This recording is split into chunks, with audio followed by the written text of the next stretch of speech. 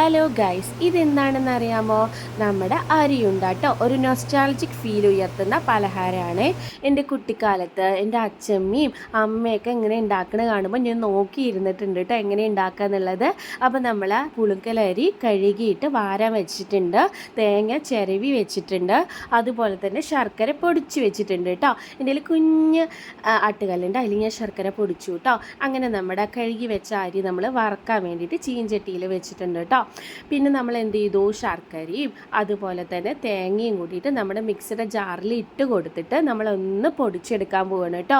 ഇങ്ങനെ ചെയ്താൽ എന്താ ഗുണമെന്ന് പറഞ്ഞു കഴിഞ്ഞാൽ, നമുക്ക് അതിൽ നിന്ന് തന്നെ തേങ്ങയും ശർക്കരയും കൂട്ടിയിട്ട് ജോയിൻ്റ് ആകുമ്പോൾ തന്നെ നമുക്ക് എന്ത് കിട്ടും, ഒരു വെള്ളമയം കിട്ടും. നമ്മൾ എക്സ്ട്രാ വെള്ളമോ ഒന്നും ചേർക്കേണ്ട ആവശ്യമില്ല കേട്ടോ.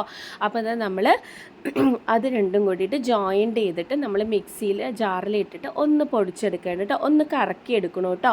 അങ്ങനെ നമ്മുടെ അരി നന്നായി വറുത്തെടുക്കണം കേട്ടോ, അതായത് പൊട്ടിത്തെറിക്കണം. അതാണ് പാകം. നമ്മൾ ചൂടാറിയ ശേഷം നമ്മുടെ മിക്സിയുടെ ജാറിലിട്ടിട്ട് നമ്മൾ അരി തരുന്നതിനെ പൊടിച്ചെടുക്കണം. നന്നായിട്ട് പൊടിയാനും പാടില്ല, എന്നൊരു തരിതരിപ്പും വേണം. അങ്ങനെ നമ്മൾ എടുത്തു വെച്ച തേങ്ങയും ശർക്കരയുടെയും മിശ്രിതവും അതുപോലെ തന്നെ അരി പൊടിച്ചതും കൂടിയിട്ട് നന്നായിട്ട് കൈ വെച്ചിട്ട് ഞൊരടി തന്നെ മിക്സ് ചെയ്യണം കേട്ടോ. എന്നാലാണ് മധുരവും തേങ്ങയും എല്ലാം അരിപ്പൊടിയും ഒക്കെ കൂടി ജോയിൻ്റ് ആവുള്ളൂ. ഏലക്കായ ഞാൻ ഇതിലിടാറില്ല.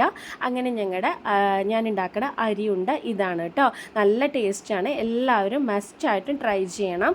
ഏറ്റവും ഇഷ്ടമാണ് കേട്ടോ. വീഡിയോ ഇഷ്ടമായ സബ്സ്ക്രൈബ് ചെയ്യണേ.